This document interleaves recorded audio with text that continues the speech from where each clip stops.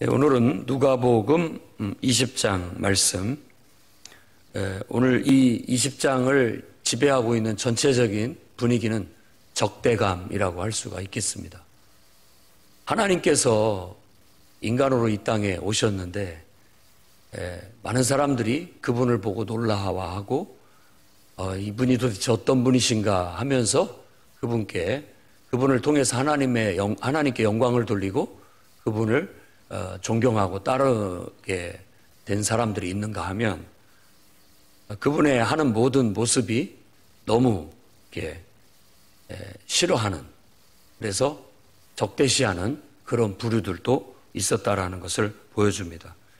예수께서 예루살렘에 가면 내가 이들에게 버림을 당하고 죽임을 당하게 될 것이다라는 것을 말씀하셨는데 그런 부류가 있다는 걸 알 수 있습니다. 우리는 이 말씀을 묵상하면서 우리 안에도 정말로 한번 잘 묵상을 해봐야 됩니다. 우리 안에도 하나님에 대한 이와 같은 적대감이 있다라는 거, 있을 수 있다라는 거, 이걸 잘 묵상을 하고 우리가 그것들을 잘 다스리고 정말 하나님을 진정한 마음으로 어린아이처럼 사랑하고 그분 말씀이라면 무조건 신뢰하고 무조건 믿고 따를 수 있는 그런 순수한 어린아이 같은 신앙을 가질 수 있도록 노력을 해 나가셔야 되겠습니다. 일단 그들의 적대감의 첫 번째는 당신이 뭔데 무슨 권한으로 이런 일을 하느냐, 이런 말을 우리한테 하느냐, 이 권위 문제 어디로부터 왔느냐.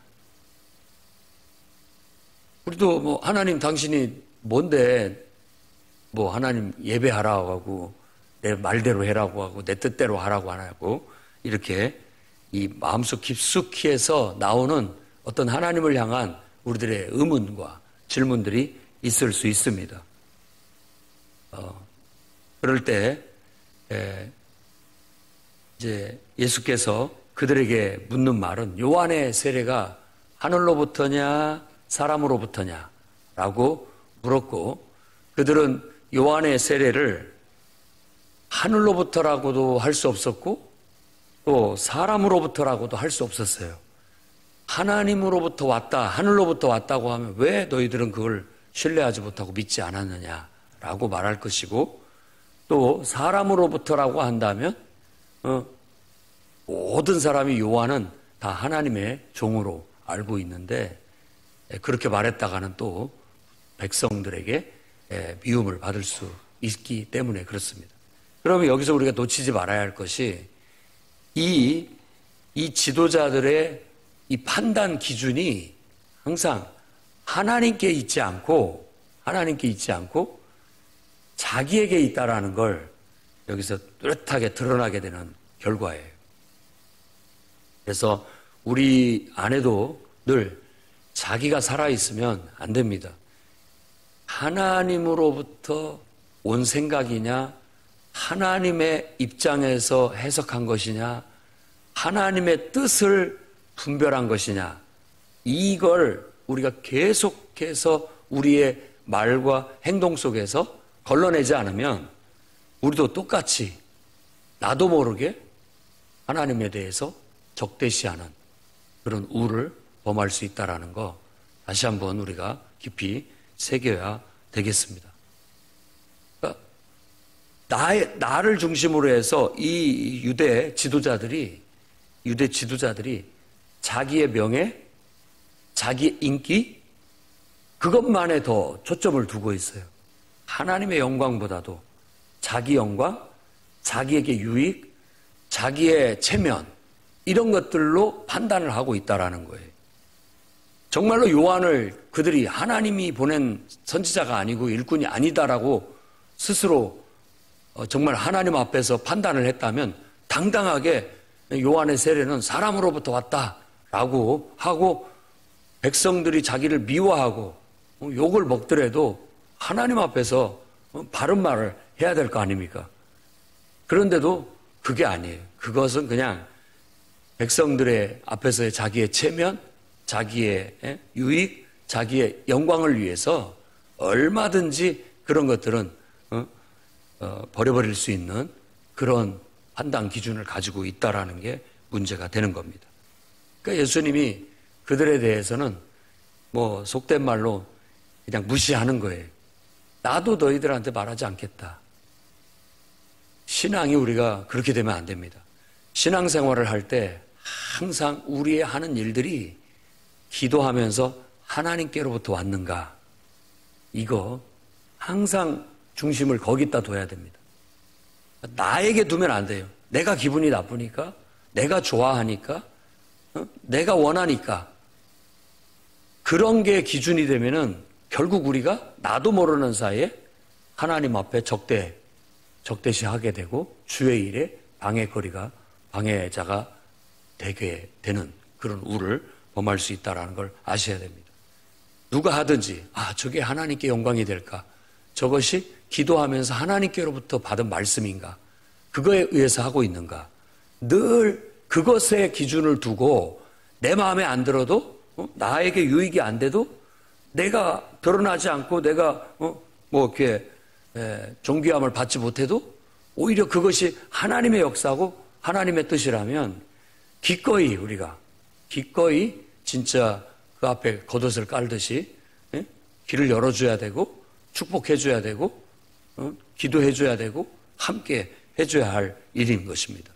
그런데 지금 이 유대 지도자들은 예수님이 행하시는 이 모든 일들이 다 곱게 보이지가 않아요. 그리고 늘 하는 일마다 적대시하게 되고 그리고 발목을 잡고 또 책을 잡으려고 하는 그런 마음이 들어가 있는 거예요. 근데 그런 마음이 하나님이 주신 마음이냐? 아니라는 거예요. 그냥 자기 유익과 자기 마음에 들지 않는 것과 자기의 영광이 가려진다는 것과 또 사람들한테 자기의 존귀함이나 인기가 더 가려진다라는 그 이유 때문에 이런 적대시를 하고 있다라는 걸 알아야 됩니다. 근데 교회 생활을 하다 보면 또 주의 일을 하다 보면 이 공동체 안에서 우리가 미숙하게 됐을 때 또 순간 이와 같이 하나님께로부터 온 것인지를 영적으로 분간하지 못하고 제대로 우리가 영적으로 바로 서 있지 못하게 됐을 때 또 자기를 너무 드러나게 됐을 때 이런 우를 범할 수 있다는 걸 우리도 깊이 새기고 늘 기도로 주의해야 됩니다. 그래서 좀 내가 마음에 안 들고 기분이 나쁘고 또 그것이 별로 나에게 유익이 안 되는 것 같을 때도 항상 먼저 말하기 전에 하나님께 묻고 기도를 해야 됩니다. 하나님 앞에 하나님의 임재를 구하고 하나님의 입장에서 그분과 동일시가 돼서 그분이라면 이것을 어떻게 보실까? 이것이 그분에게 영광이 될까? 그분의 말씀, 정말 저 영혼이 영적으로 하나님 앞에 기도하면서 하나님께 감동을 받아서 하는 일인가? 하나님께 묻고 그것이 그런 느낌이 든다면 우리는 오히려 위에서 기도해주고 또 정말 축복해주고 함께 협조하고 도와줄 수 있어야 됩니다. 그 상대가 누가 됐든지 간에 그렇게 할 수 있는 넓은 정말 영적으로 우리가 바로 서 있는 그런 사람들이 돼야 되겠죠. 그리고 분명히 해야 됩니다. 그게 이거 하나님께로부터 온 것이 아니고 사람에게로부터 온 거라든지 저게 사탄의 속임에 의해서 온 거라고 한다면 여러분들은 사람들이 나한테 욕을 할지라도 그 사람이 나를 미워하게 될지라도 분명하게 말해야 됩니다. 이건 사람에게로부터 온 거다. 이건 사탄으로부터 온 거다. 라는 걸 분명히 말해야 됩니다. 만일 체면을 생각해서 그 사람이 나를 미워할까 봐 염려가 돼서 내가 그런 말을 진리의 말을 못하게 된다면 그것도 문제예요. 그것도 하나님 앞에 바로 서지 못한 것입니다. 그래서 이게 주님 뜻대로 산다라는 게 하나님 말씀대로 산다라는 게 나를 버리고 하나님께 초점을 두고 그분만 따르겠다라는 용기가 있어야만 가능하지 여러분이 정말 의로운 체하고 착한 체하면 못합니다. 선지자가 못 돼요. 그래서 정말 의외로 체면 따지지 않고 또 사람 보지 않고 할 말을 하는 사람들이 하나님 나라에 가까워요. 그런 걸 많이 느낍니다. 오히려 그런 사람들은 감동이 딱 있고 하나님 앞에 분명히 서면 미움받을 거 그리고 두려워하지 않고 말할 줄 압니다. 그리고 사람들이 싫어할 수도 있는, 나를 미워할 수도 있는 말도 용기 있게 할 줄 아는 사람들이 있습니다. 예수님 말 표현대로 그런 사람이 하나님 나라에 가까워요. 오히려 그런 게 있습니다.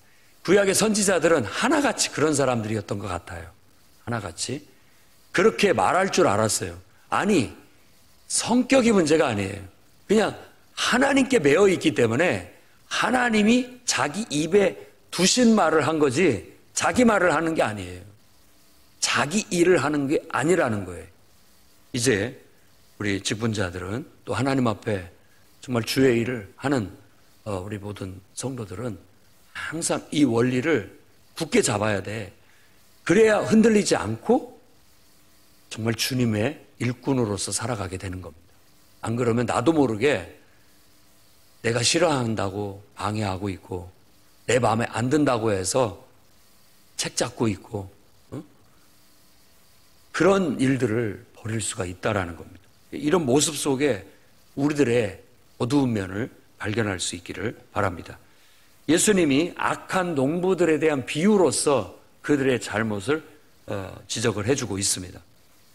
어떤 사람이 포도원을 농부들한테 세로 주고 먼 나라로 갔어요. 그리고 이제 그 세를 받으려고 사람을, 자기 종을 보냈는데 이 농부들이 그 종을 너는 뭐냐? 네가 뭔데 와서 우리한테 소출을 내놓으라고 하느냐? 때리고 능욕하고 아무것도 없이 그냥 빈손으로 보내버렸습니다. 두 번째 종도 또 보내봤어요.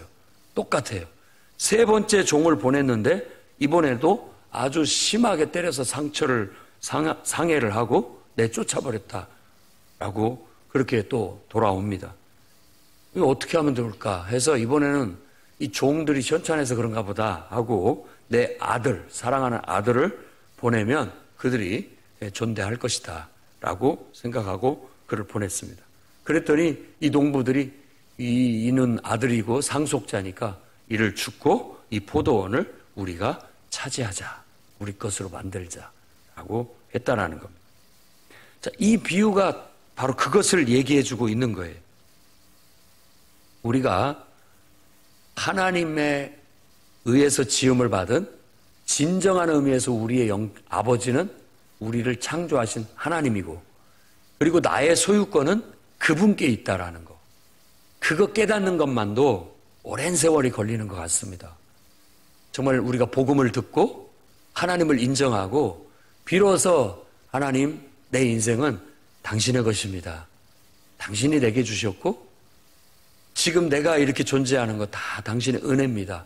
나는 주님의 것입니다. 라는 거, 이거 하나 깨닫고 인정하고 나를 내려놓는 것이 가만 보면 교회를 다녀도 신앙생활을 해도 오랜 세월이 걸리는 것 같아요. 저를 봐도 그래요. 오랜 세월이 걸려서 그 작업이 이루어집니다. 비로소 그렇게 딱 됐을 때 그때부터 어찌 보면 제대로 인간이 돼서 온전한 인간이 돼서 그때부터 그분에 의해서 사라지는 삶을 그분께 영광 돌리고 이제 제대로 된 삶을 살아가게 되는 거예요. 근데 이 지금 악한 농부들은 그러지 못한 우리 인간의 모습을 보여주는 겁니다. 아직도 하나님이 나에게 생명을 주셔서 내게 생명을 맡겨두셨고 내게 시간을 맡겨두셨고 내게 이 모든 것들을 마치 새로 준 거라는 것을 깨닫지 못하고 살아가는 거예요. 하나님 당신이 뭔데 나한테 이걸 요구하시느냐 이렇게 말하는 거예요. 그래서 계속해서 하나님에 대해서 적대감을 가지고 하나님의 뜻을 계속 거부하고 물리치게 되는 것이죠. 우리는 모르지만 사람들은 믿지 않는 사람들은 인정하지 않지만 하나님은 계속해서 그의 천사들을 보내서 그의 종을 보내서 그 영혼을 계속 이와 같이 이 종을 보내서 요구할 걸 요구하고 계신 거예요. 하나님을 인정하고 하나님 앞에 뭔가를 열매로 내놓으라 이렇게 요구하고 있는 거죠. 그럴 때마다 당신이 뭔데 와서 때리고 능욕하고 상하게 하고 내쫓아버리고 거저 보내는 삶을 사는 거예요. 이것이 죄라는 것을 우리가 지금은 깨닫고 있습니다. 옛날에는 그걸 몰랐죠. 그게 죄라는 걸. 그게 죄라는 걸. 그걸 깨닫고 결국 우리는 내 모든 건 당신의 것입니다. 기꺼이 주님이 쓰시겠다 하시면, 주님이 요구하시면 다 주신 이도 하나님이시요 당연히 이 모든 것들은 주님을 위해서 쓰는 것이 마땅합니다 라고 해서 얼마든지 우리는 이제 그렇게 살 줄 아는 선한 청지기 같은 그런 삶을 살게 되었던 겁니다. 그런데 인간들은 그걸 깨닫지 못해요. 그러다 보니까 하나님이 직접 하나님의 아들이 되어 이 땅에 오신 겁니다. 요한복음은 이제 그걸 말하게 될 겁니다. 자기 땅에 오매 자기 백성들이 자기를 알아보지 못했다라고 말한 것처럼 사람들이 오히려 더 적대감을 나타내고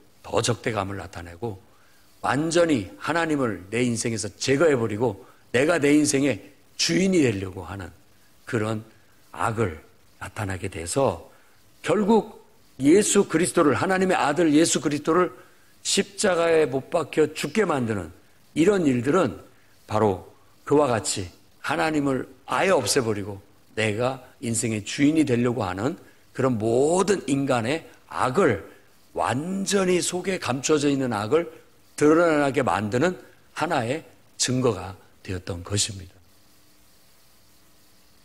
그러면 이 포도원 주인이 이제 어떻게 해야 되겠느냐? 결국 그 농부들을 진멸하고 다른 사람에게 그 포도원을 줘버렸다라고 말하고 있는 거예요. 우리 인생이 정말 하나님 앞에 모든 걸 내어 맡기게 되고 그분이 내게 맡겨주신 청지기 같은 사명감을 갖고 살면 제 위치를 잡고 제자리에서 하나님 뜻대로 바르게 살게 되는 겁니다. 그 길이 형통의 길이고 그 길이 축복의 길이고 그 길이 행복의 길인 거예요. 이런 것을 진리라고 하는 겁니다. 인생의 진리. 이 진리를 터득하지 못하고 무거운 짐을 지고 사는 것이 인생이에요. 지금. 그런데 그 모든 걸 하나님께 내어 맡기고 우리의 정말 나귀 새끼 등에 우리 하나님을 배우는 것이 인생의 축복이라는 걸 알고 살면 여러분의 인생이 범사에 유익하고 행복하고 복되게 될 줄로 믿습니다. 건축자들의 버린 돌이 모퉁이 머릿돌이 되었느니라 하는 시편 118편 22절 말씀이 어찌 됨이냐, 너희가 꼭 이와 같다라고 당시 때 종교 지도자들을 지금 지적하고 있습니다. 그들은 그런 말을 들었을 때 그런 일이 없기를 바랍니다 라고 말했지만 그 말을 겉으로는 하고 있지만 바로 우리가 그런 일을 하고 있다라는 걸, 그것을 아마 그들 영혼은 느끼고 있었을 거예요. 뜨끔할 거고 그거라도 그런 말씀의 깨우침을 받고 책망을 받을 때라도 그것이 이렇게 탁 드러났을 때 우리가 부끄러움을 느끼고 수치를 느껴야 되는데 너무나 자기가 강하면 그런 마음이 듦에도 불구하고 그걸 또 눌러버리고 덮어버리고 더 악으로 가게 되는 거예요. 여러분들도 책망받는 것이 축복이라는 걸 아시기 바랍니다. 내 안에 있는 어떤 문제들이 드러나는 게 오히려 축복이에요. 왜냐하면 고칠 수 있기 때문에, 변화될 수 있기 때문에. 그런데 내가 나의 생각이나 나의 어떤 기준으로 그런 것들을 자꾸 무시하고 덮어버리게 되면 우리도 가룟 유다가 되는 겁니다. 우리도 이와 같이 예수님을 적대시하고 내치고 결국은 그분을 내 인생에서 아예 없애버리는 그런 악을 범할 수 있다는 걸 기억해야 됩니다. 그분에게 부딪히는 자는 깨지고 다 가루가 돼서 흩어질 것이다 라고 말합니다. 그러니까 오직 우리는 하나님, 예수 그리스도 그분을 바라보고 그분의 뜻대로 어린아이처럼 신뢰하고 믿고 따를 수 있는 그런 마음을 가져야 돼요. 그분의 말씀이라면 내게 유익이 안 되는 것 같이 느껴지고 해가 되는 것 같이 느껴지고 이해가 안 되더라도 그분이 말씀하셨다면 무조건 신뢰하고 그 길이 그분의 말씀 때문에 내가 죽는다 할지라도 그런 큰 손실을 본다 할지라도 나는 그분을 위해서 살아도 주를 위해 죽어도 주를 위해 나는 그분을 위해서도 죽으라면 죽을 수 있다라는 그런 마음으로 순종해 나아가면 여러분들에게 부활의 영광이 찾아오게 될 것입니다. 하지만 그분의 말씀을 적대시하고 마음에 자꾸 밀어내게 되면 결국 우리는 그분 앞에 깨어지고 부서지고 흩어지게 된다라는 이 말씀을 우리가 깊이 새겨야 되겠습니다. 그다음에 19절부터 26절에는 서기관과 대제사장들이 예수님을 책잡고자, 사실 종교 지도자들이 이들을 보낸 거예요. 어떻게든지 예수님을 깔아뭉개려고 하는, 책을 잡아서 욕을 보이려고 하는 사람들이에요. 이 말을 잡아야 됩니다. 여러분들도 예수님을 책잡고자, 또 교회 생활을 하면서 어떻게든지 누군가를 책잡고자 하는 이 악한 심보가 일어나지 않도록 기도로, 하나님 말씀으로, 성령으로 다스려야 됩니다. 그런 마음이 있어요. 누군가를 흠집내고 싶고, 누군가를 이렇게 끌어내리고 싶고, 무시하고 싶고, 눌러주고 싶고, 이런 악의적인 게 있다고요. 예수님의 산상수훈의 가르침은 그 악을 하나님의 선으로 다스리라고 그렇게 가르치고 있어요. 그러니까 우리 안에 이런 그 본성에 따라서 이런 것들이 일어나게 돼 있습니다. 우리보다 더 잘나 보이고, 더 이렇게 두드러지고, 이런 모든 것에 우리는 본능적으로 그런 걸 이렇게 싫어하고 견제하고 그걸 누르고 싶고 거기에 내가 이렇게 올라가고 싶은 그런 본성을 가지고 있습니다. 근데 우리는 이제 그런 본성이 주인 없이 제멋대로 날뛰는 것을 포기한 사람들입니다. 이 모든 내 본성을 하나님께 의탁하고 하나님이 다스려 주시고 내 본성을 하나님이 써주려고 그분께 의탁하고 그분을 믿고 따르는 것이 우리들인 거예요. 그런데 지금 이들은 하나님의 다스림을 받지 못하고 하나님의 인도함 속에서 행하지 못하고 자기 본성이, 자기 본능이, 자기 욕구가, 자기 욕망이 너무 들고 일어나서 지금 예수님께 이와 같이 불경한 일을 행하고 있는 겁니다. 책을 잡으려고 한 거죠. 그래서 머리를 짜낸 것이 그거예요. 로마 지도자들한테 미움받게 만들자. 그게 그들의 술책이었던 겁니다. 그래서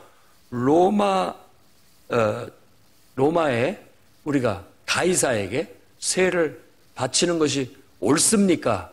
옳지 않습니까? 이걸 물어보는 거예요. 내가 옳지 않다라고 말하면 로마 정부에 미움을 받게 될 것이고, 그것이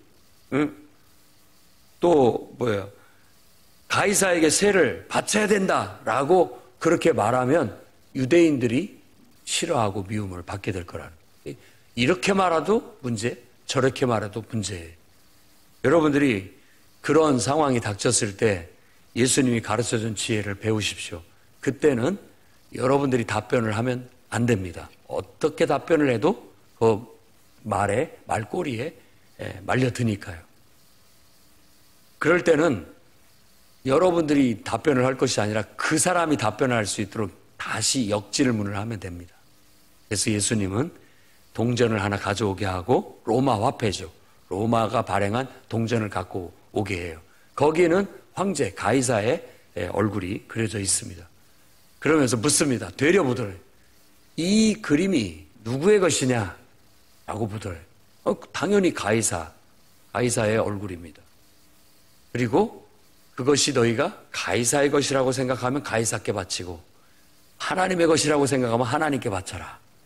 이런 명언을 하게 되는 겁니다. 판단은 너희들이 해라 라고 말하는 것이죠. 그러니까 더 이상 물을 수가 없었던 것이에요. 때때로 사람들이 이러면 이렇게 문제를 삼으려고 하고 저렇게 하면 저렇게 문제를 삼으려고 할 때는 여러분들이 답변을 하면 안 됩니다. 거기에 걸려드는 거예요. 누군가가 악의적으로 꼬투리를 잡고 책을 잡으려고 할 때는 말려들면 안 됩니다. 오히려 너는 어떻게 생각하느냐 라고 되물은 것이 훨씬 낫습니다. 왜냐하면 지금 그 사람은 나의 실책을 잡아서 자기 주장을, 자기를 드러내려고 하고 있기 때문에 차라리 네 생각을 말해라. 차라리 솔직하게 네 생각을 말해라라고 너는 어떻게 생각하느냐라고 묻는 것이 지혜로운 방법일 수 있습니다. 그 다음에 이제 두 번째 도전자가 나타났어요. 사두개인들. 부활이 없다라고 믿는 사람들이 그 자기들이 늘 주장하는 계대법을 가지고 부활이 없다라는 주장을 하게 됩니다. 계대 혼인법이라고 해서 형제들이 있다면 큰아들이 결혼을 했는데 후사가 없이 죽었다. 그러면 후사를 그 둘째 아들이 이어줘야 됩니다. 근데 그 아이도 그 둘째도 없이 죽었다. 7이 다 있었는데 7 다 그렇게 해서 죽어버렸다. 말도 안 되는 억측을 가지고 극단적인 예를 가지고서 부활이 없다라는 걸 주장하고자 하는 거예요. 그럼 부활 때 만약 이런 경우가 있다고 한다면 부활 때에 다 부활을 했는데 부활을 하게 되면 이 7명 형제 중에서 그 한 여인의 남편은 누가 되느냐? 이런 이제 말도 안 되는 질문을 하게 된 거예요. 예수님께서는 이 모든 것들을 너무나 잘 알고 있었기 때문에 부활 때에는 시집가고 장가가는 거 없다. 그렇게 얘기해. 그러니까 이게 이런 말을 들었을 때 우리는 지금 이 세상의 원리, 우리가 살아가고 있는 우리들의 실존에 의해서 아니 시집도 안 가고 장가도 안 가면 무슨 재미로 어떻게 살라는 거야? 이렇게 생각을 할지 모르지만요. 이 말의 핵심이 있습니다. 부활 때가 되면 다시 죽는 일이 없다는 거. 그러면 지금 사람들이 결혼을 해서 자식을 낳고 이런 모든 지금 이 어떤 지금의 이 물리, 자연, 생태계의 원리는 죽기 때문에 필요한 겁니다. 죽기 때문에 후손을 남겨서 계속 대를 이어가야 된다라는 게 강한 욕구가 되는 거예요. 그런데 부활을 얻게 되면 죽지 않게 되는 거예요. 죽지 않게 된다면 이 후손을 낳는 문제에 있어서는 이제 하나님은 어떤 다른 방법을 사용하시게 될 것이다 라는 걸 말해주고 있는 거라고 볼 수 있습니다. 그리고 하나님에게는 모든 사람이 살아있다라고 또 한 진리를 가르쳐 줍니다. 하나님은 아브라함의 하나님도 되고 이삭의 하나님도 되고 야곱의 하나님도 되는데 시간을 초월해서 하나님은 똑같이 보는 거예요.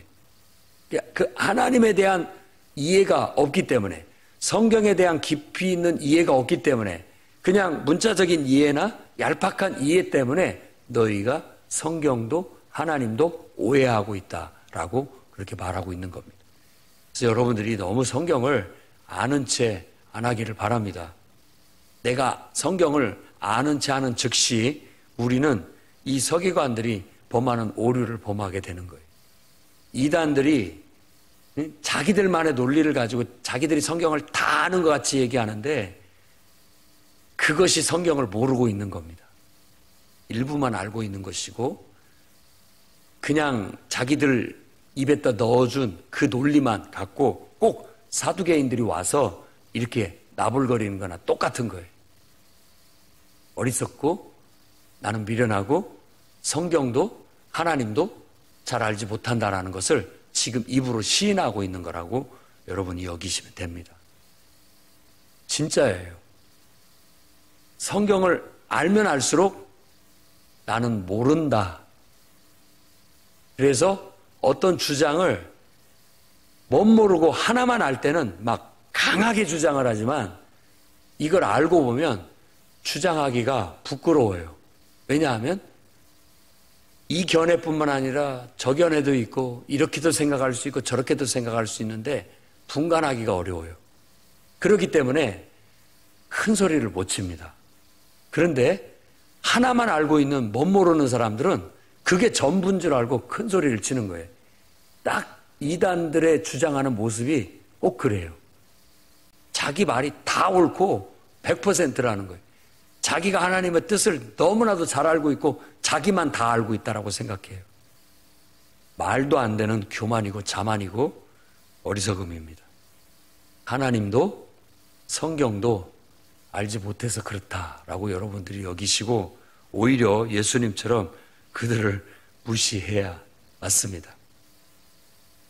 그리고 평생 살면서 정말 하나님 앞에서나 사람 앞에서나 성경도 하나님도 잘 알지 못하면서 다 아는 것처럼 그렇게 자만하지 않는 겸손한 모습들을 가지고 살아가기를 바랍니다.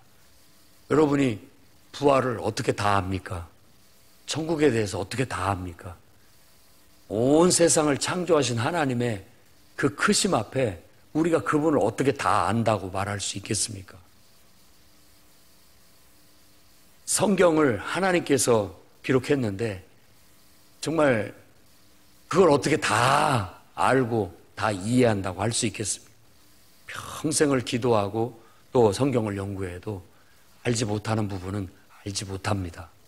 솔직하게 겸손하게 우리가 말할 수 있어야 되겠습니다. 그러면 예수님께서 이제 공격을 합니다.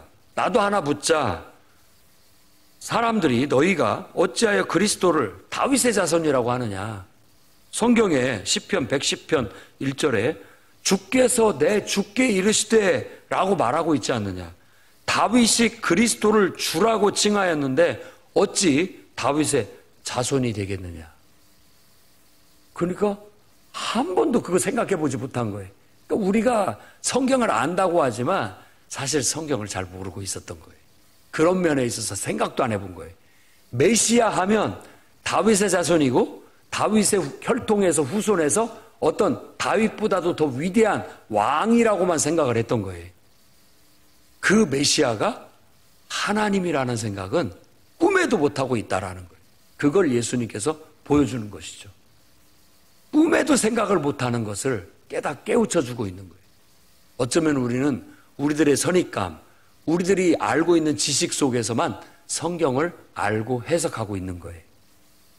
그 부분을 어느 순간 하나님께서 성령으로 충만했어서 지혜의 말씀, 지식의 말씀의 은사를 줘서 눈을 탁 띄워주면 아하 하고 깨닫게 되는 은혜가 있게 되는 것이죠. 그리고 어떤 부분은 주님이 깨우쳐줘도 끝끝내 이해하지 못하는, 우리들의 이성으로는 이해하지 못하는 부분도 있다라는 거예요. 그런 우리들입니다. 우리들의 모습 속에 서기관 같은 모습이 있는지 오늘 깊이 살펴야 되겠습니다. 긴 옷을 입고 자기를 드러내기 좋아하는 사람, 시장에서 문안 받으면서 높임받는 걸 좋아하는 사람, 회당에서도 높은 자리에 앉아서 자기가 이렇게 드러나기를 좋아하는 사람, 잔치자리에서도 위에 앉는 사람들, 이런 것들을 좋아하는 서기관들. 이것은 서기관 얘기만이라고 생각하지 말고 교회 안에서 주의 일을 하면서 늘 자기를 드러내기를 좋아하고 자기가 어떤 유익하고 자기 마음대로 하기를 좋아하는 그런 어떤 우리들의 신앙의 형태를, 행태를 지적하고 있는 거라고 봐야 됩니다. 그래서 고린도 전서 11장에도 사도 바울도 우리가 모였을 때 우리는 감춰지고 하나님만 드러나게 하자, 이걸 강조합니다. 자기는 어떻게든지 우리가 감춰진다라는 말을 기억을 잘해야 됩니다. 그 말은 하나님이 더 드러나기 때문에 내 모습은 그 속에서 내 모습이 없다라는 게 아니라 하나님에 의해서 가려질 뿐이에요. 태양빛에 의해서 전깃불은 그냥 키나 안 키나 똑같듯이 우리의 우리의 잘함, 우리가 더 훌륭함, 우리의 어떤 이런 것들은 하나님의 영광 앞에 그냥 자연스럽게 가리워져서 의식이 되지 않는 정도, 그렇게 돼야 됩니다. 그래야 우리가 이 서기관들의 이런 외식, 이런 것들을 벗어날 수 있고 바리새인들과 또 정말 하나님 앞에 잘한다고 하는 사람들의 모습에서 하나님보다 더 앞서 나가려고 하는 이런 모습들을 끌어내려서 하나님 뜻대로 하나님의 영광을 드러내면서 갈 수 있게 되는 겁니다. 나도 모르는 사이에 우리가 하나님을 적대시할 수 있고 나도 모르는 사이에 자꾸만 하나님의 이름에 흠집을 낼 수 있고 하나님의 영광을 가릴 수 있다는 것을 깊이 여러분 새기고 두렵고 떨리는 마음으로 오늘도 어린아이처럼 정말 주님만을 드러내고 주님 안에 여러분들이 감춰지는 그런 성숙한 신앙생활을 해나가시기를 주의 이름으로 축원합니다. 기도하겠습니다. 거룩하신 주님, 우리를 돌아보고 하나님 앞에 살펴 행여라도 우리도 모르는 사이에 나 자신을 드러내므로 하나님을 가리고 하나님의 이름을, 하나님의 명예를 실추시키고 또 하나님의 일에 장애물이 되거나 방해거리가 되지 않도록 늘 우리를 다잡아 주시옵고 또 우리를 삼가 살펴 주의할 수 있도록 붙잡아 주옵소서. 깨어들 기도하게 하시고 하나님 말씀이 우리의 영혼 속에 감동으로 들려 우리가 오직 하나님의 말씀을 따라 순종하는 어린아이와 같은 신앙으로서 겸손히 주님을 섬길 수 있도록 붙잡아 주옵소서. 우리들의 잘하는 것들이, 우리의 선한 행위들이 하나님을 가리는 역할을 하지 않도록 붙잡아 주시고 우리의 잘하는 것과 우리의 선행이 하나님의 영광의 빛에 잘 감춰질 수 있도록 축복 내려 주시옵소서. 예수님의 이름으로 기도드립니다. 아멘.